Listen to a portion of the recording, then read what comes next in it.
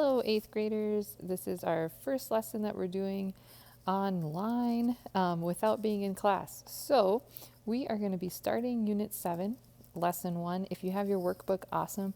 If you don't, you can be referring to the curriculum website and using just any other paper or notebook to write down your answers during this video. This picture right here is my dog, Penny. She doesn't really have anything to do with exponents here, but she's sitting right beside me on the couch as I make this video. And I just wanted to include her because she's cute and it might make you happy. So here we go. We are looking at exponents, and this first few lessons is just kind of our introduction to exponents and a little bit of review. Just like always, there's a reason for each one of these, why they don't belong. This first one is the only one that has an exponent of 3 in it. This one is the only one that does not have any exponent at all. This one is the only one that doesn't equal 8 if you multiply everything out. 2 times 2 times 2 equals 8, and down here 2 times 2 is 4, times 2 again would also be 8. And this last one is the only one that has more than one term being multiplied together. Okay, to start out with our first problem here, this paragraph in your book is really important. Either circle that or write that down if you don't have your book. But that's really important because this is where we're reviewing what exponents mean. So I rewrote it up here.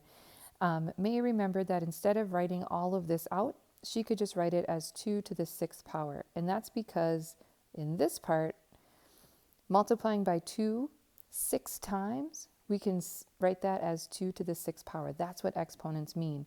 Now the 1 out in front of it, it doesn't really matter because multiplying by 1 just leaves something the same. So the important thing is to know that multiplying by the same number multiple times, you can use your exponent.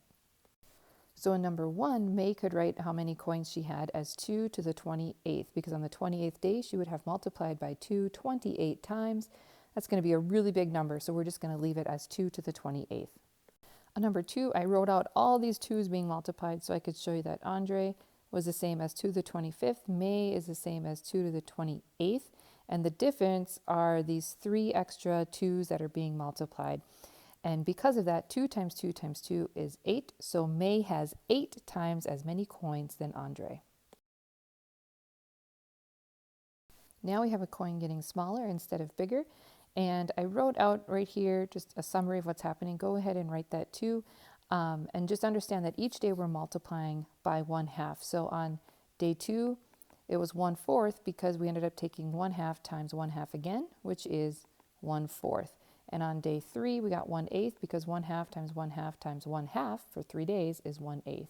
And we could rewrite this as 1/2 squared for day 2 and 1/2 to the 3rd power for day 3.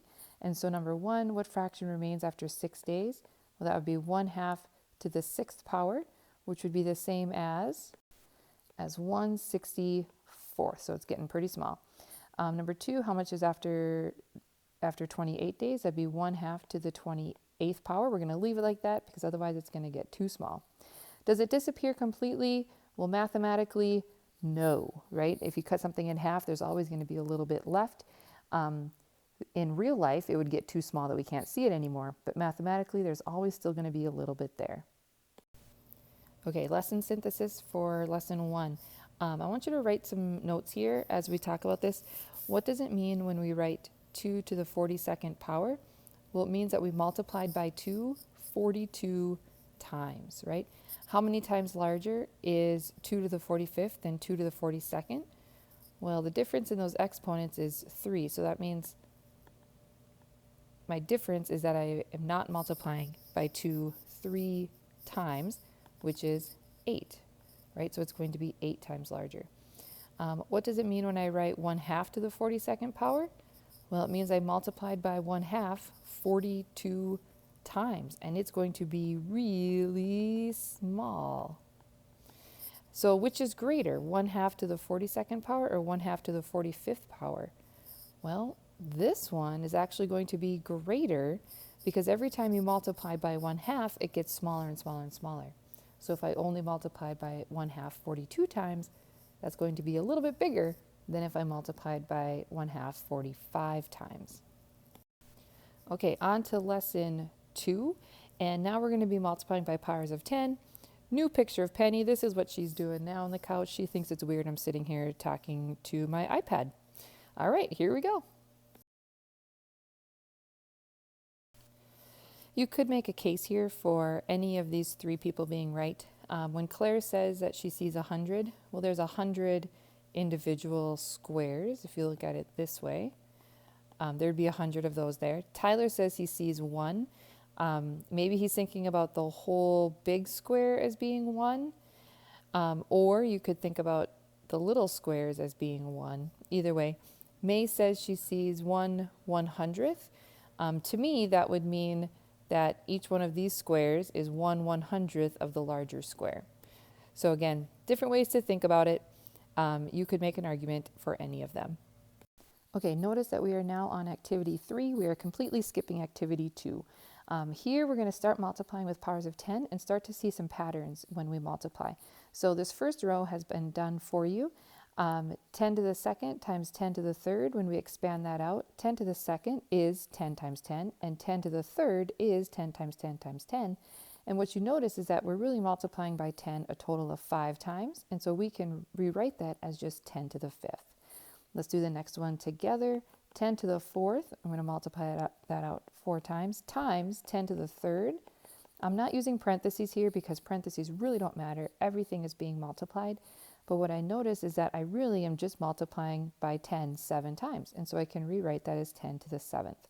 Go ahead and fill in the rest of the table on your own and start again when you're ready. Oh, and do B as well.